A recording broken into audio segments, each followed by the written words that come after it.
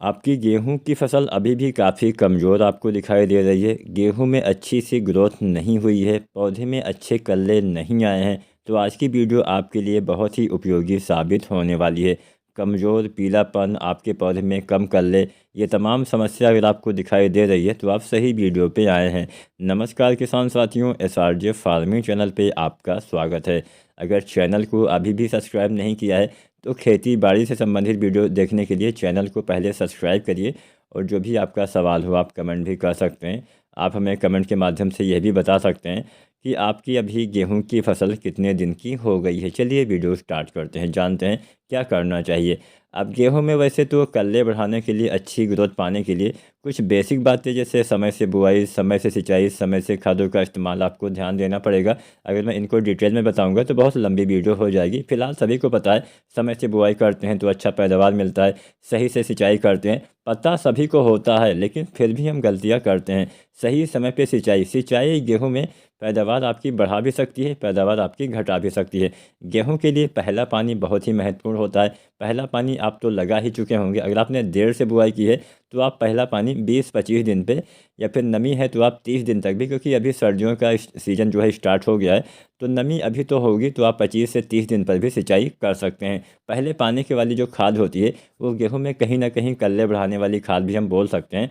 तो पहले पानी के बाद कुछ चीज़ें अगर आप इस्तेमाल करते हैं तो इसका अच्छा लाभ मिलता है पौधे में। अगर पीलापन है, अब पीलापन होता किस वजह से है, सबसे पहले तो आप ये जान लीजिए।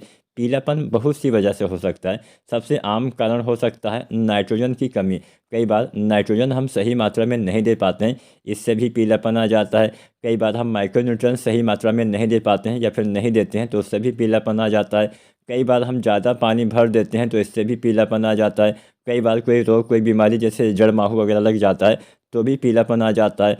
कई बार हम कुछ ऐसी चीज़ें मिक्स करके डाल देते हैं जैसे खरपतवार नाशी, कुछ गलत हो गया, आगे पीछे हो गया, एक साथ हमने बहुत सी चीज़ें डाल दी, इससे भी फसल में तनाव आ जाता है, पीलापन, ग्रोथ कम हो जाती है।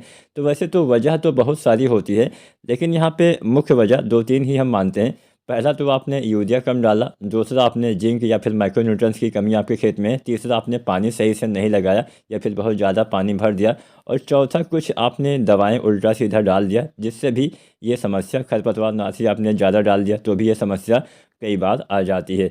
तो फिलहाल यूरिया की अगर आपने सही मात्रा नहीं डाली है तो पहले पानी पे आपको यूरिया 40 से 45 किलो, दूसरे पानी पे भी यूरिया 40 से 45 किलो आपको देना होता है। बुआई के समय भी यूरिया 20-22 किलो आपको देना होता है। अब जहाँ पे बुआई के समय यूरिया डालने की सिफारिश ना की जाती हो, केवल वहाँ को छोड़ के बाकी सभी जगह पे आपको यूरिया बुआई के समय भी, अगर आप DAP खाद डालते हैं तो 20-25 किलो यूरिया आपको बुआई के समय भी प्रयोग करना चाहिए।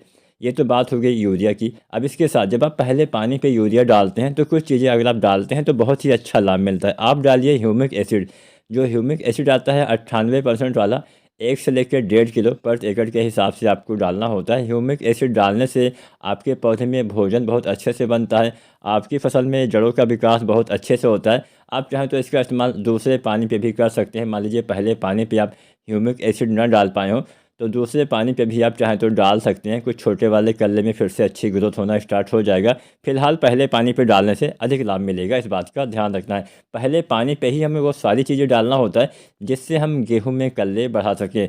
दूसरे पानी वाला जो समय होता है वो होता है कल्ले के बढ़वार वाला समय। अभी तक जितना भी कल्ले निकलना था आपका निकल आया।